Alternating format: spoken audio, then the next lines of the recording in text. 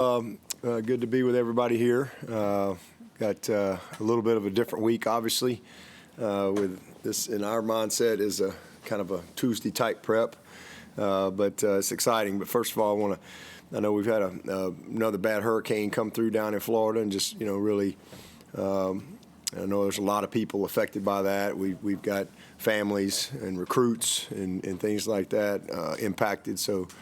Definitely thinking about them and keeping them in our thoughts and prayers. But just want to remember everyone down there in Florida that was affected by the hurricane. But it is game week for us here, and we're super excited. I mean, finally, it's just you never have this much time to get ready to play a game. So it's awesome to be able to finally get here, even though, again, it's just kind of Tuesday for us. We have to kind of temper our enthusiasm a little bit because we still got some work to do from a prep standpoint. But I'm just excited to see us play. That's the biggest thing. I'm excited to see us go play somebody, see where we're at, and listen. This is Duke is it's a really good football team coming off a great year.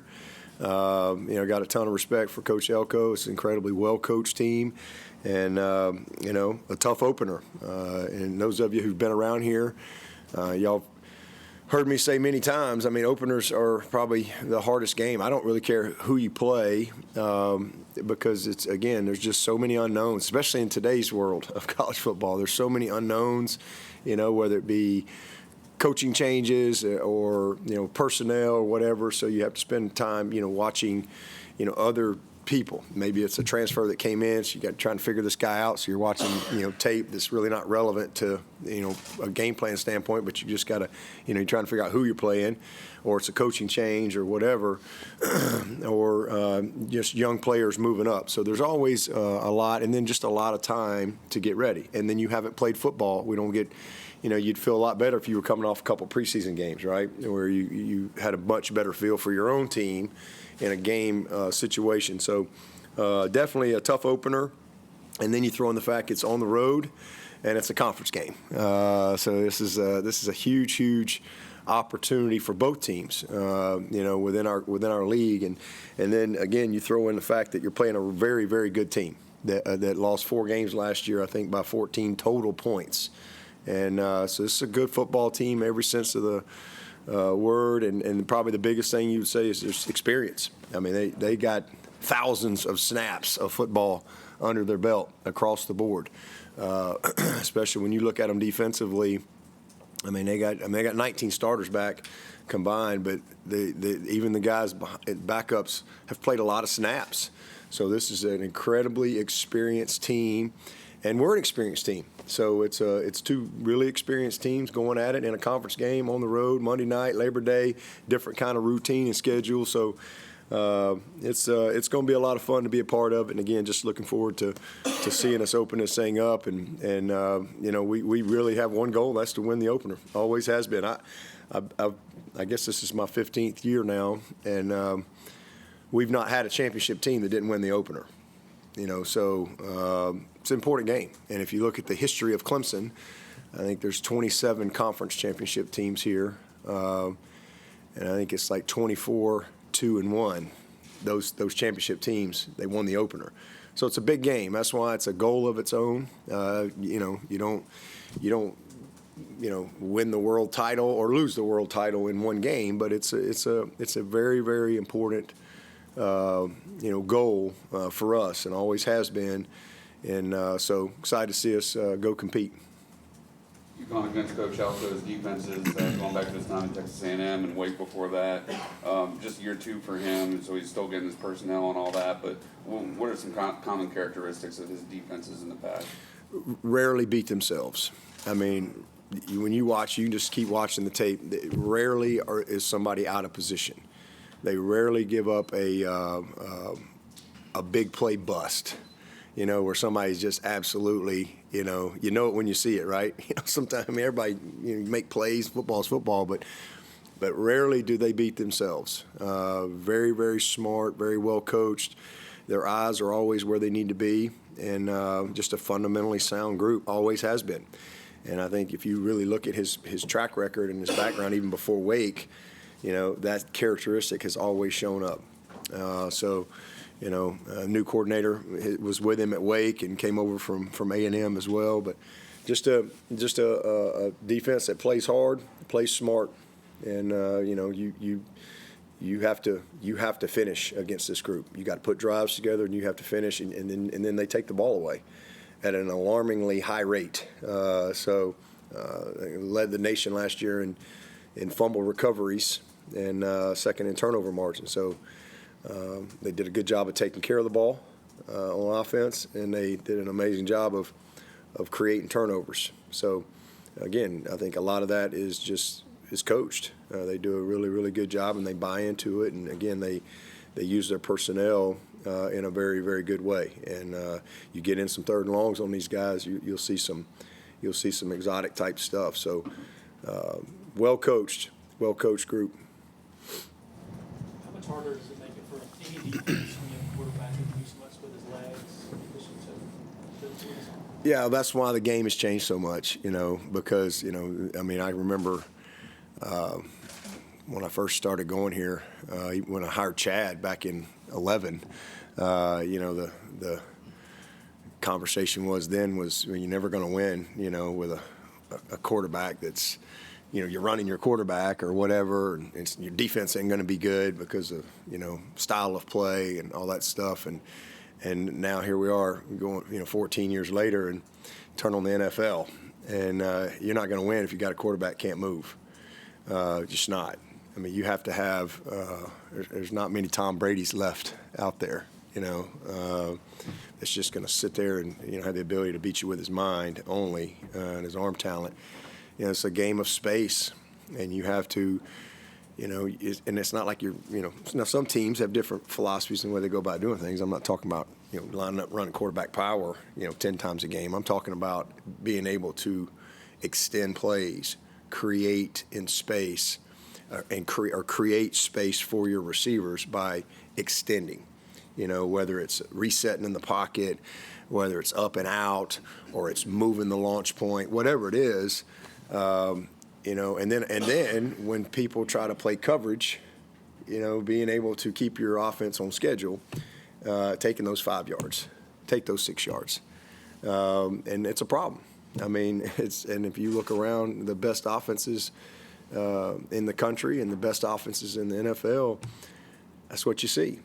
You see a quarterback who can throw the football, but he's smart, and he can, again, create, extend, and keep his offense on schedule by, okay, this is what you're giving me, I'll take that. And so that's a problem. And this guy, I didn't know much about him, honestly, until last year, and certainly when we started studying him to get ready to play for him. But man, he's a really good football player. This guy's a problem. A lot of people, I think of him, because he's the leading rusher, leading attempts and leading touchdown guy. But he's a very accurate thrower. He is he's a 63-4% guy, but he's incredible. He can make all the throws. He's got an incredibly veteran group of receivers that are really talented. They're all shifty and quick and, good runners with the ball after the catch. A couple big tight ends, some big old hogs up front that are well coached, led by that left tackle they got, three backs. This is a complete group, but he makes them go because he's a problem. You cover everybody up, and next thing you know, here he goes. Whether it's just off-schedule play, and if you really watch them, some of their biggest plays came off of off-schedule plays. So he's a really, really fast dude, and when he gets in space, he can leave you. He can run away from you. So, and he's big and he's strong, so he can break tackles, and it puts a lot of pressure. All can look great on the board, but he's a guy that's hard to get down. They were fewest in sacks last year in our league, and one of the fewest in the country. So, they got a good scheme. The ball comes out quick. He doesn't hold it long, and he's hard to tackle when you do get a hold of him. Is it a good thing for your defensive secondary to get a test this early? Absolutely. I think we need to we need to see where we are. I mean, I think we're a really experienced team. I mean, this is one of the more experienced groups that we've had. I think we're built in the trenches on both sides. I mean, we're excited about what we have there. But they're gonna get tested because this is a really good group of receivers, very experienced, going against an experienced group of DBs that have played a lot of football and have kind of had their battles as well. So, yeah, I think it's a great opportunity for us, to see where we are as a team and no matter what happens in the game, how we go get better. It's a long season ahead, so this is definitely a big challenge. Because it's a complete team, running game, passing game, quarterback, OL. Kyle Brown backing up Antonio in the slot and also back up on returns. What have you seen from him in camp that gives you such confidence in him? He's just a really good football player. I mean, he can really run. Surprised in that because I hadn't, you haven't coached him yet. You see the skill and all that, but just how quickly he's been able to pick things up. And he's got really, really good ball skills, strong hands. He's a great finisher, after the catch. He's got some compact power to him, which I didn't really expect that this early from him. But he plays bigger than he is, plays with some length, plays with extension. Which I didn't really, again, he's not a big guy, but he plays a lot bigger than he is. But he's done a great job. He and Tink have really shown that they could help us, and we're trying to hold Tink if we can. We'll see how it all works out. But he's ready to play too. I mean, but there's just only so many snaps, and where we are right now with Antonio, so all those guys are going to play. How much they play will determine the course of the season. But Tyler just kind of, has competed with everybody out there. I mean, he's competed with Antonio. He's competed with everybody. I mean, as he's really got. And here's a kid that came in the summer. So, just a natural football player that I think he's got a really bright future for us. Coach Riley called him yesterday fearless. Is that Yeah. what you see from him, and does that make you feel comfortable with him on the road as a true freshman in his first game? Yeah, I mean, again, you got to go play, but what we've seen in practice, I mean, you still got to have some. You're going against some dudes in practice here too. So it's not like he's going against chopped liver every day, and he's had a fearless approach to it, all camp, and he never really hit the wall. He just, which was unusual for a freshman as well. I mean, he's got a lot of joy to him. He's got a great spirit, and he's just got a little air of confidence, and he's got an unbelievable competitive fire to him. But definitely a fearless football player. What are you most proud of your group coming out of fall camp? Is there anything that surprised you or is making you extra excited about this group with their own unique identity that they've created? Just how they showed up every day. I mean, honestly, I think we had one bad day, out of the whole, camp. I think we had one day where I didn't feel like, it was what it needed to be. And those are, where it had to be kind of coach-led. And I'm happy to do that if I need to, but in some teams you have to do that more than others, and that's just part of it. That's part of coaching, is kind of figuring out what you got to do to get this team to where they need to be. But these guys showed up every day, and they had a great spirit to them. They had a great focus every day, and it was a very competitive camp, and I didn't see. I thought they had a lot of fun. I didn't really see anybody really hit the wall, with that. There were some young guys and stuff, but those older guys, and again, that's not that camp. In fact, I think we were about 20% more than maybe what we've been since about 2017, as far as how we track all that stuff from a load standpoint. But these guys really, man, they showed up every day and battled. And it's a close group. So, I like where we are. I mean, you got to go play the game, but I think coming out of camp, the thing I'm probably most proud of is I see a team, and that's camp is where that has to really gel. And I think this team's got good chemistry, And you know, if they'll go play like they've practiced, we got a chance to be a good football team. What are you most excited about Monday night seeing for I know there's things that you think you know, but what are you most excited? Like, I can't wait to actually have that unfold in front of me. You know, I want to see our offensive line. You know, I think these guys, I mean, they're excited to go play, and I want us to win, you know, because of them. And I hope that's what I see. I'm excited to see these guys play. These guys have put in a lot of work. It's a tough group. You know, they're a close group.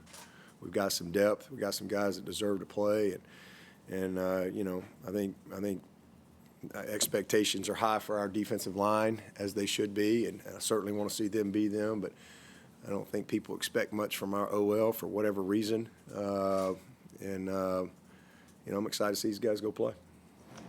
Dabo, you only get one first impression. How do you hope this team impresses on night one? Well, it looked like we've been in a month of camp. You know, let's look like we've practiced. You know, the openers are, again, you know, you're going to have some mistakes and things like that, but just play, you know, a clean game in where you don't lose to Clemson. You know, just stupid turnovers. You know, stupid plays in special teams. You know, crazy after the whistle type penalties. You know, just simple. You know, delays of game. Those type of things is what you hope you don't see. You know, I just want us to be a team that looks confident, a team that looks together, a team that plays fast, plays tough, plays physical, and you know, if we can do that, then you can live whatever result you get. Lee and Sadler as co-starters at left tackle, just your evaluation of that spot, and Garrett mentioned they might both play. Oh, yeah, both at that same yeah. position or across the line. Yeah, well, we've got some position flexibility within our line, but both those guys will certainly play. Both have earned it. You know, I think we have 7 starters in the offensive line, but I think they're going to only let us run 5 out there. If we could run 7 out, we would. But we really see Colin and Mitchell Mays as starters. I mean, that's just how we see it. And, you know, I look at Maffa and Shipley as starters. You know, we could run 2 of them out there together, but you know, that means we got one of those receivers are out, right? Or a tight end's out, whatever the personnel is. So, you know, we have, for the first time in a few years, we've got really good depth. But I see those 7 guys as starters, and again, I think we got 8, 9, 10 that should play, can play, and will play. And then the competition goes from there. We've kind of taken things as far as we can go in practice.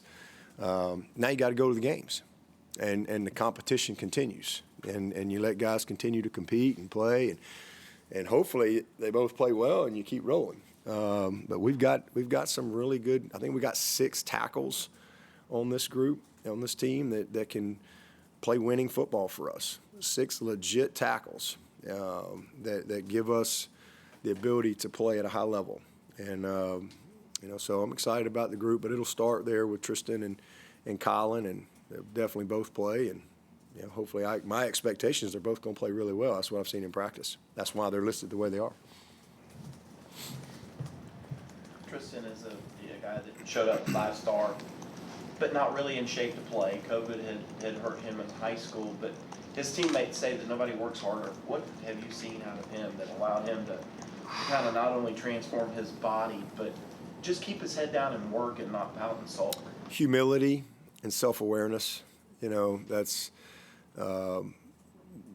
usually you don't see that a lot when you're maybe dealing with a 5-star recruit that's been told how great he is for his whole life, and they, you know, a lot of times they've by far been the best player wherever they are, and then you show up and next thing you know they forget that, you know, they got to work, and it's different. But Tristan, you know, his situation is unique because he obviously didn't have a season, and he's a big guy, And he, you know, when you watch the tape and him coming out of high school, it's easy to see why he was rated so high and all those things. But that wasn't the guy that showed up here. I thought somebody had kidnapped that guy. I went back and watched the tape myself. Like, what did I miss here? What in the world? You know, how could I be so wrong? You know, that was kind of my mindset initially. Like, this guy may never play. You know, because he was so far from being able to play. He physically was not, he was weak. His body was in a bad spot. And I think mentally he wasn't where he needed to be. And it was obvious, like, from the moment he got here, like, oh boy. And Linthicum wasn't much better. But again, another guy didn't get to play football. And, you know, you don't get better at football not playing football. You know, this, especially when you're a big guy. And so, but to his credit, he was a kid early on that did not run from that. Like, you have to coach Tristan Leigh. Like, he wants to be coached. He wants feedback or criticism or whatever. He really wants that. And early on, it was like, man, wow. I mean, honestly, my mindset was, man, I don't know how we missed like this, because he just physically couldn't do what we needed him to do, and he didn't look like he looked on tape. But I think his confidence wasn't what it needed to be. But to his credit, that kid went to work and he had complete self-awareness. Like, he saw it. Like, everything we said, we're like, yep, you're exactly right. But you know what? So what are you gonna do about it? And, man, that kid, okay, you're not very strong. Well, now he's strong. Your body's not in a very good spot. Now he's elite. He's really – and he's not even as good as he's going to be. You know, he's just a redshirt sophomore. He's played like 70 snaps, you know. So, you know, he's a work in progress.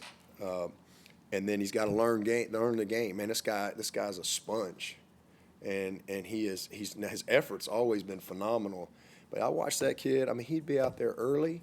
He would be out there after practice and get no reps, and he'd be running. He'd do whatever he needed to do. He's in the film room. He's getting extras constantly. He'd be with Coach Hogan in the weight room constantly, you know. And then last year as a redshirt freshman, he knew he still wasn't ready. As I always say, you know, he was just kind of been in the crock pot for 2 years around here. And, you know, but he didn't have a problem with that. You know, he didn't run from that. Like, a lot of kids will run from that, you know, because they don't really want the truth, you know, and he did. And, man, this kid, I've never been more proud of a guy. This guy has worked his tail off to become the player that he is right now, and a chance to be a starter for the Tigers. Ain't nobody's giving him anything. This kid has worked his tail off, and he is one of the most respected guys on this team. And he's going to have some ups and some downs, but I'll go to battle with old Tristan Leigh any day. This guy's he's made of the right stuff. And again, his best football's in front of him, you know, but he's ready to play. He's ready to play. And again, don't expect him to play perfect, but I expect him to be a consistent performer for us, you know, throughout the course of the year. And I'm excited to see him have the opportunity because, man, he has truly earned it in every sense of the word. And just he's what it's all about, you know. You know, just having that mindset. Last guy we had like that was KJ Henry. You know, KJ was, you guys that have been around here, he's the first guy that ever came to me and redshirted himself in the middle of the season after he'd had 2 sacks at Wake Forest. I'm like, what are you talking about? Like, we need you. And he's like, no, Coach, I am not strong enough. And if I don't get into power hour, I'm not going to be a great player here. And I'm like, so I made a deal with him. I'm like, okay, well, if nobody gets hurt, we'll do this, but all bets are off if we lose somebody, you know. And KJ was very self-aware that way. You know, didn't really compare himself to other people. That's one of the things I loved about KJ. And he just got better and better and better and better. He was a long way from a 5-star when he got here, you know, just from a physical standpoint, whether it be in the run game. He wasn't very strong, just kind of an athlete. But he left here, and now he's playing for the Commanders. So I see Tristan in that same light. Just again, a lot of self-awareness that really wants to be coached, and then will go put the work in to do what you ask him to do to get better. How How's the team leadership different from last year to this year? Well, this team, as I've said a couple of times, this is the most accountable team we've had. And when I say that, it's a metric that we have, with our accountability teams, and you have positive points, negative points, and whatever. And this team's had, collectively, has had the fewest negative points of any team we've had. So we'll see what that means. But coming into the first game, we don't have many negative points on this team. This group has really done what they needed to do. And so that's a sign of leadership. That's a sign of accountability. And we'll see if it translates to some dubs.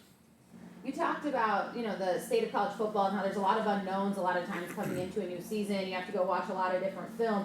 You guys present a lot of your own in that way, though, as well, between obviously Garrett and Cade, but then plenty of guys that didn't scratch the surface because of injuries last year or youth and coming up. Is there a level of, I just feel like as a competitor, there has to be a level of, ha ha ha, you have no idea. I don't know if you cackle, but, I would be cackling in this moment. I don't know about that. I just think it's just fun to go play, and it's a new team every year. And yeah, they probably know more about us, because they've got some guys in there too deep that we really hadn't seen at Duke. We don't have a bunch of those guys. Tyler Brown would be one. They've seen Adam. They've got a glimpse of Cole last year. They've seen Antonio, seen our backs. They hadn't seen Tristan much, as we just talked about. But they've seen a lot of all them D linemen. But there's always new players on both teams. Newcomers. I remember we opened up one year with, it was the year I got the job. Matter of fact, Roll Tide, right? It was Alabama. We played them in the opener, and they had a guy named, I think his name was Terrence Cody. We didn't have any idea who that guy was. We had no clue. But by the end of the first quarter, Google.com, who is this guy? He destroyed us and went on to, I think, destroy everybody that year. But so, yeah, there's always unknowns, and you kind of figure it out as you go. But I think it's just more, not as much about who we're playing and, that as opposed to just excited to see us play, and see what we can do. And then how they take it to when the lights get bright. It's different. It's different. Tré Williams status. He's doing good. He's not ready to play. He's doing really good though. He's going to be ready to play, and we're going to kind of see how it goes with him. As y'all know, that's been here. He's been through Lord have mercy. He's had both shoulders. He's had knees. He's had a little bit of everything on his body. He's dealt with. And so we're really trying to kind of take it slow with him, because we could get a year back with him, and so a lot of that depends on, again, how we perform, if we can stay healthy at the D tackle position. We do have a little bit of depth obviously with TD and Root back, so he's going to play, and we'll be ready to play, but we're going to kind of see, and it's something we've talked about, and maybe if we can hold him as long as we can, and let's really just fortify his body and get him in a great spot. And then if we could steal a year back, that would be great for us and for him. But we don't know right now. But he's trending in the right direction. He's doing good. He's working back in practice. He's back in green now. So we'll see where he is in a few weeks.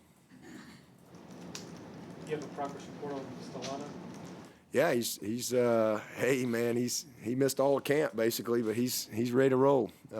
He's actually practiced for about the past week, I guess, and he looks good. He was having a great summer, and everything was going well there, and then he just pulled his hamstring running a deep post route one day in skills and drills, and it really just set him back. It was just bad timing for him, because he was working his way back into full progression, obviously coming off the ACL last year, but he's looked really good for a guy that hadn't played in 2 years, and a guy that's missed all of camp. He's flashed for sure. And there's no question. I mean, he could help us if he can just stay available. Dabo, how do you capitalize on Cade's running ability while also protecting his health? Well, he's just, a lot of that's on him. I mean, he's got to be smart. Don't try to be a hero. There's times where, he's gonna protection might break down or whatever, and he's gonna have to run, or get outside the pocket and maybe extends a play. Maybe the coverage is there, and so he, goes and gets 5 or 6 yards, and you just get out, or get out of bounds or whatever. You don't just, you just got to be smart. And then there's times where, hey man, it's fourth and gritty, and you got to go get it. So that's just the nature of the game. But he's got to just go play football. There's no purple jerseys when those lights come on. So you got to go play, and you can't play in fear. You got to go play the game. And again, just obviously he will run the ball some just by design, and it's just make them have to defend one of the best athletes on the field. But that doesn't mean he's running quarterback power 15 times a game. So he's a little different than Taj in those days. A little different. Obviously, scheduling works out the way it works out, but not everybody has to open against their conference opponent. So what kind of edge does that bring to, say, the end-of-season resume when you have to face someone in your own league to start? I think it all, by the time we get to that, it's what type of year did that team have, right? I mean, that's ultimately what everybody judges you on, at the end of the season. Everybody gets excited in whatever moment you're in. Teams can be, what was it, last year there were 12 preseason top 25 teams that didn't even finish ranked. So I'm sure if you played one of those games early, it was great. But by the end of the year, they're like, well, they stunk. So, I mean, that stuff will, just like if they're playing us, and if they beat us and, we have a crappy season, well, they're not going to get as much credibility later on in the year, right? So the season will determine all that stuff. But regardless of what's going to happen through the course of the season, I think anytime, you play a conference opponent in an opener, that's a tough challenge. And again, especially when you're playing a very confident, experienced, well-coached team on the road at their place on Labor Day night. There's a lot to that. And the winner of this game is going to benefit from a lot of wind in their sail. This is a huge opener for both teams and a great opportunity to get off to a good start for sure. Adam Randall said last week one of the things that really sticks out to him about this team is how fast it is. Are there specific position groups you feel you guys are as fast as you've been in a little while? I think we got speed everywhere. I think this is the fastest team we've had from a metric standpoint, or how we measure that. So hopefully that will translate to game day. But I think we've got speed at every position. We got receivers that can really run. We got tight ends that can run. We got running backs that can run.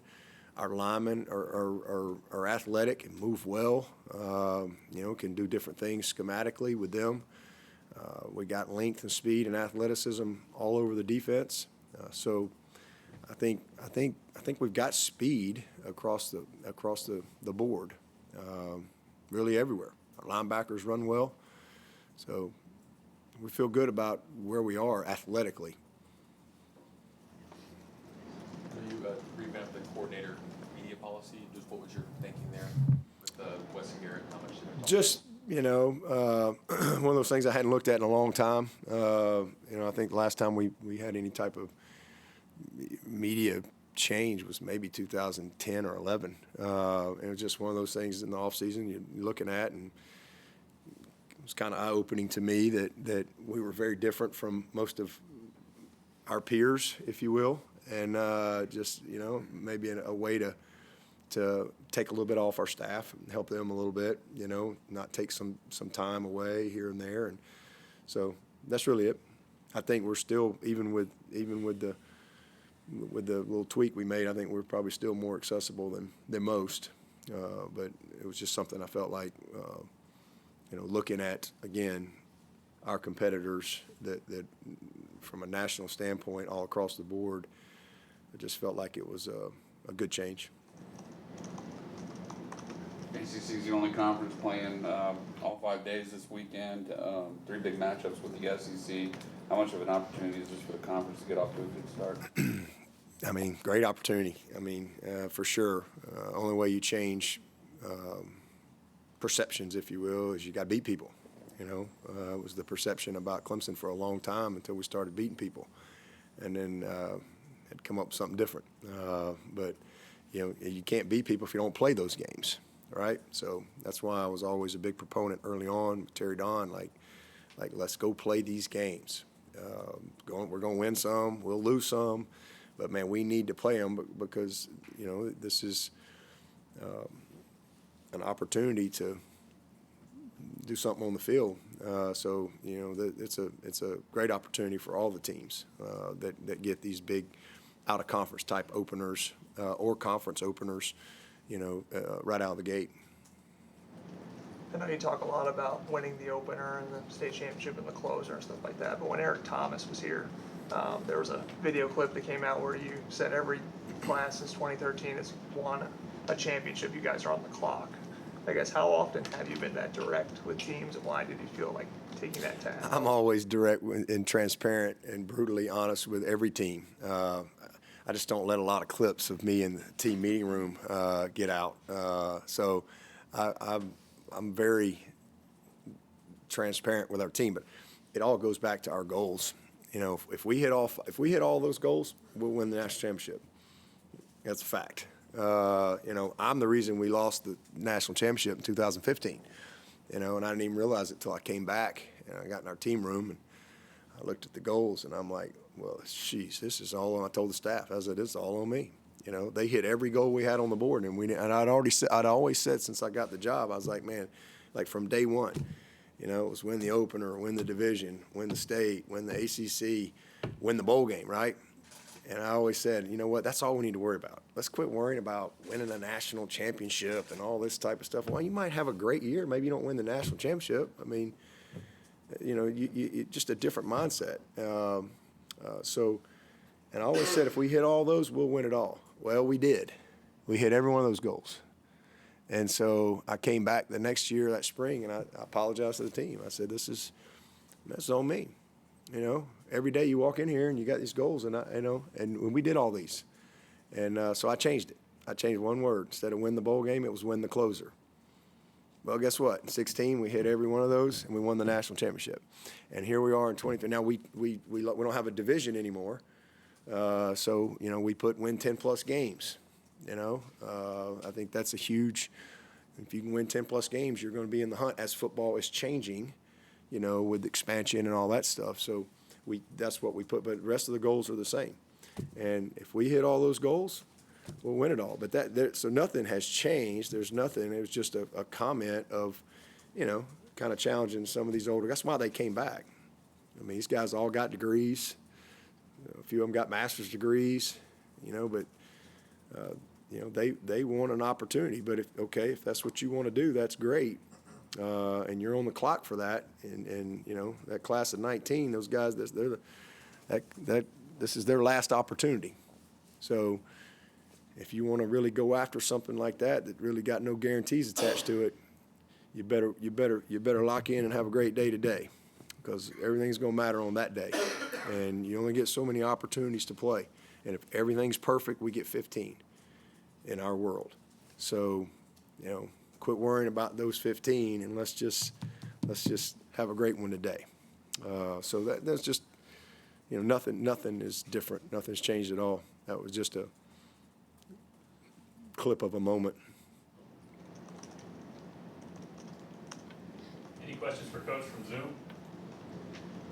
Hey, Coach. Jason Priester from All Clemson Tigers. You talked about the offensive line earlier. Are you guys fully healthy on that unit? Is Walker Parks ready to go for Monday night?